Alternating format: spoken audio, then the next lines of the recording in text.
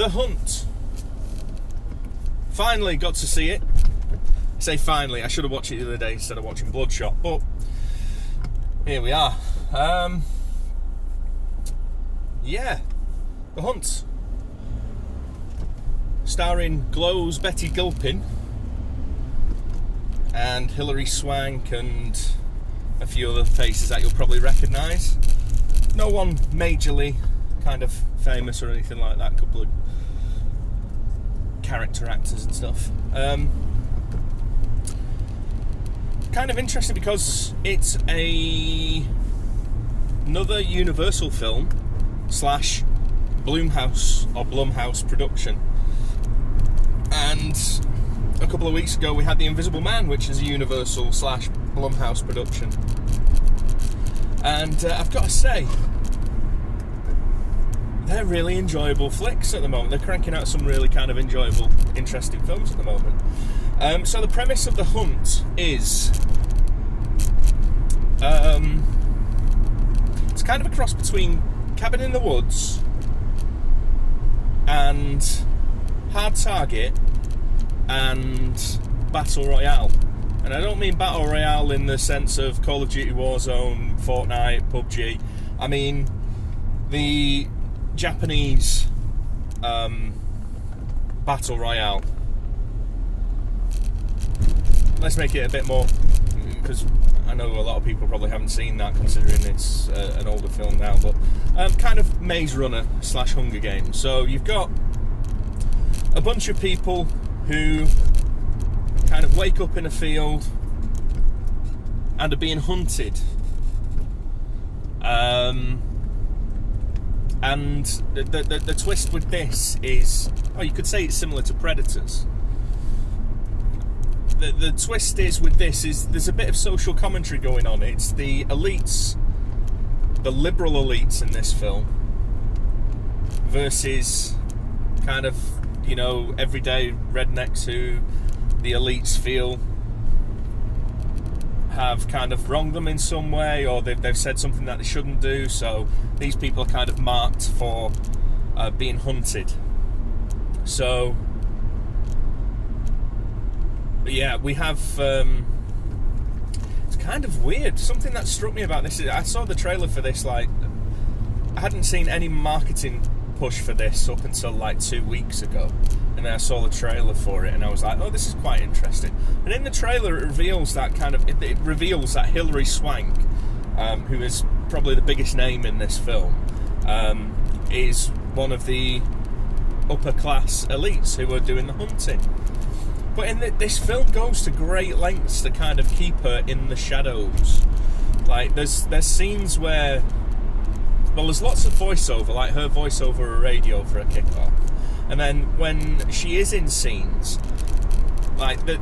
those scenes where she's interacting with other characters physically, is the camera's always kind of behind her or over her shoulder, and you can't see her face, or it's shooting her from the neck down and shit like that. And it's kind of I've seen the trailer, I already know she's in the film, so why are you hiding her? It's not some big grand reveal to show her face. But anyway, so it's kind of like Predators, but with a social commentary on, PC culture, the haves and the have-nots, the rich versus the poor, the class war that's going on at the moment, all kinds of... There's little jibes in there.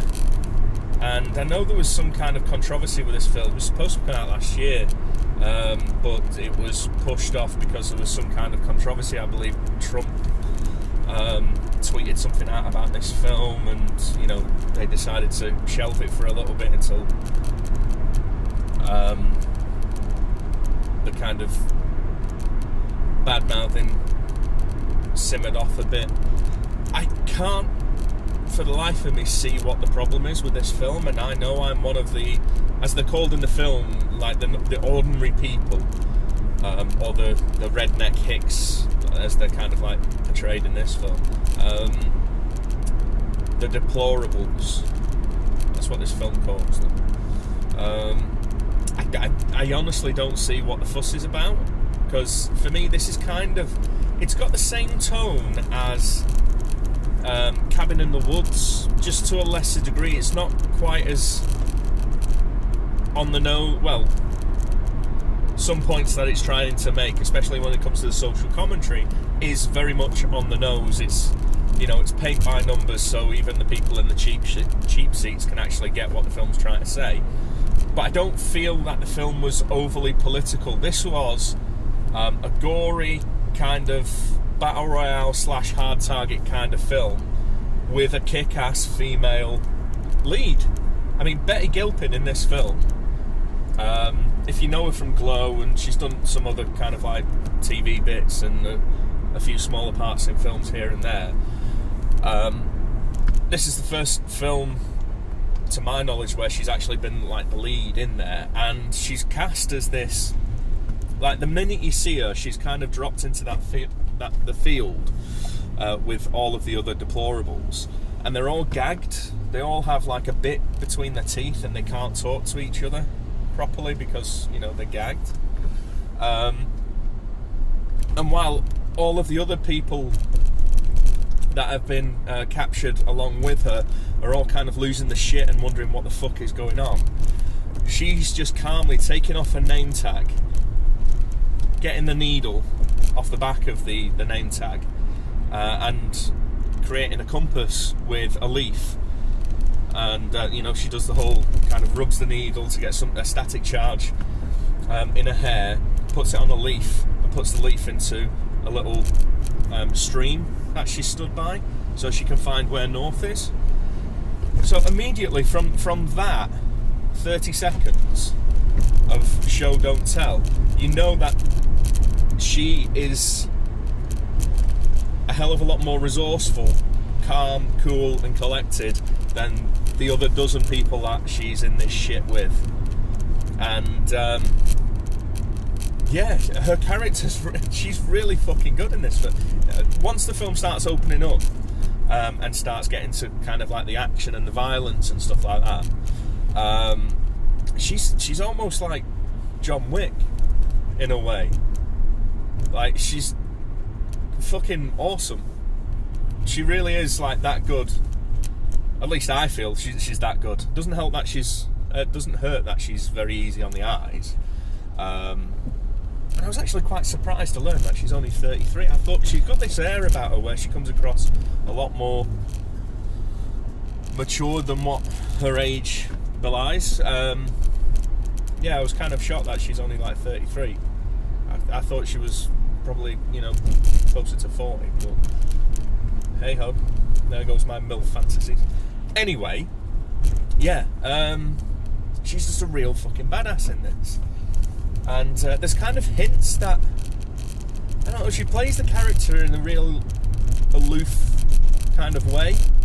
Like, she's always pulling her face, and you can tell that, I don't know, there's a bit of incredulity about the whole situation, and even though the situation is well out of her control, and she's just been plonked in the middle of this hunt, like, even though she knows that she's not in control of it, she's completely within control of her actions, and she knows her capabilities, but she kind of plays down that fact, and kind of plays, in certain scenarios in the film, she kind of plays dumb a little bit, and, you know, she pulls like silly faces and all this kind of stuff, but you know that she's not an idiot. You can, through the course of the film, you can tell that she's very, very resourceful and very capable. Story-wise, there's not really a heck of a lot to actually talk about. It is exactly that. It's a bunch of people, a bunch of common folk, quote-unquote, common folk being hunted by, quote-unquote, the elite, the upper class, the haves. And, you know, it's got some really good kills in there. The end fight is fantastic. It's really, really good. I kind of got, I don't know if it was conscious on the behalf of the talent involved in the film, the filmmakers and the actors and that, but I kind of got a lot of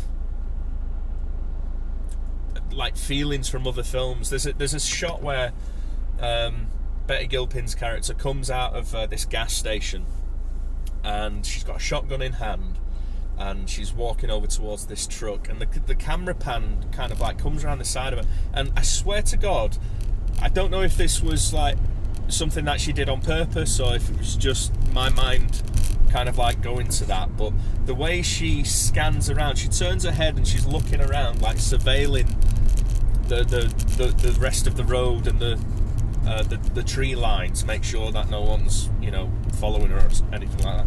But she does what Schwarzenegger did in the first Terminator, and as he turned his head, he wanted, I think it was an interview in one of the making-ofs, I don't know if it was him or Cameron said it, but like when Schwarzenegger's in the police car and he's chasing Kyle and Sarah Connor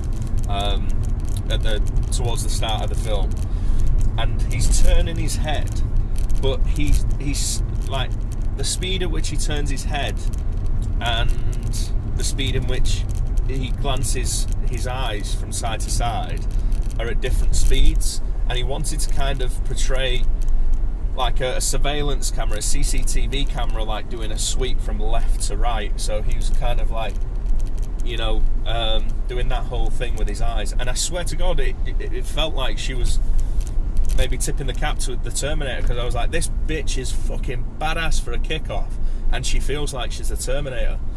And she's all stood there like strong and macho and stuff like that, statuesque, and I was just kind of like, yeah.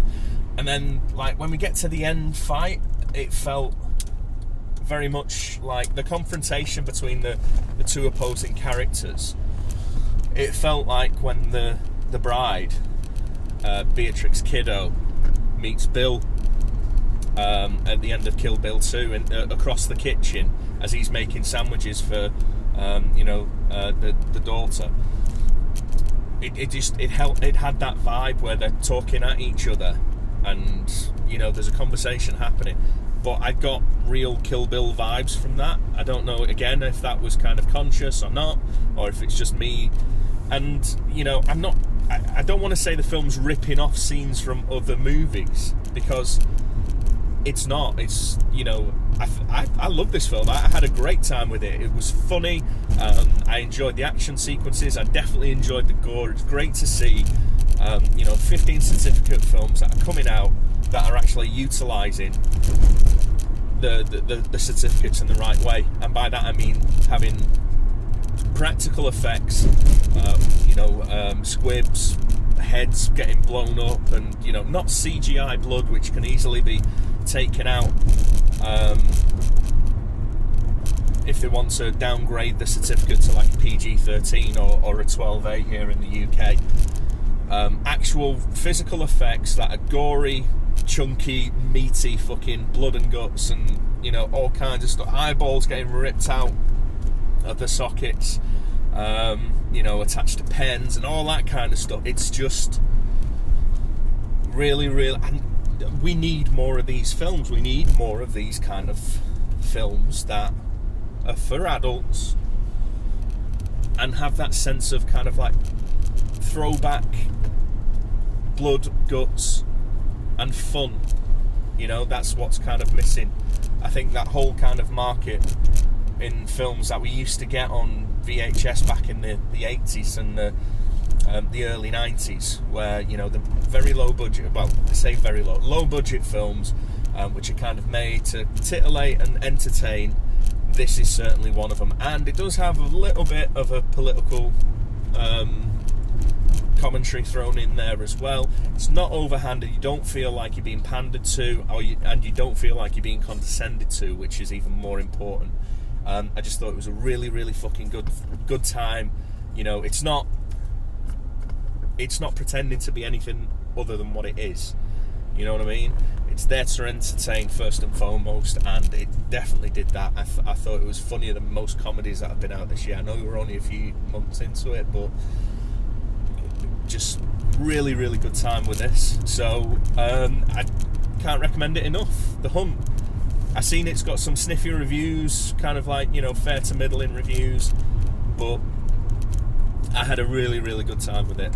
I really, really enjoyed this film. It made me laugh, and it kept me entertained, and it had a bit of eye candy as well, as shallow as that may seem. However, I am a warm-blooded male, so you throw Betty Gilpin in there with ample assets and some kooky acting, and I'm all over that. I'd love to see a follow-up to this with her in there, find out a little bit more about her character and what she's capable of, or, you know, dream scenario, let's get a crossover with her and John Wick teaming up and going kicking ass. That'd be awesome, seeing her and Keanu Reeves just fucking, you know, cleaning the clocks of a load of disposable bad guys in increasingly brutal scenarios. I think it'd be brilliant. So yeah, The Hunt, really, really good, really fun time. Recommend it to anyone, as long as you're over the age of 15. If you're not, if you're around about 13, 14, try and sneak in. This is the kind of film that I would have tried to sneak into at the cinema at that age. So give it a go. Anyway, I'm going to see if we can get some bog roll, because everyone's been panic buying bog roll from the coronavirus. That's another thing. A Saturday afternoon, a wet, rainy Saturday afternoon, I've never seen the cinema so quiet. Never. All you people out there that are shitting themselves over corona, you fucking idiots. Panic buying, stocking up on toilet roll and all this kind of shite. Fear is more contagious, guys. Just fucking live your lives. Stop being selfish cunts. If you're going to catch it, you're going to catch it. There's nothing you can do. But look at the stats. Look at all of that. Do some research. Stop believing the fucking propaganda that's in the media.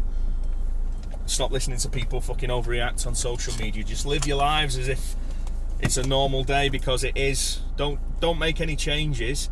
Just look after the people that are around you. Stop fucking being selfish cunts. We've gone from be kind to fuck everyone. I want all the toilet roll, and all the old bids can all fucking die because me and mine are more important. Fuck all that shit. Just live your lives as if it's normal, guys. If you're gonna get it, chances are you've already got it. It's no worse than the flu. So anyway, rant over about that. Yeah, The Hunt, go and watch it. It's really good.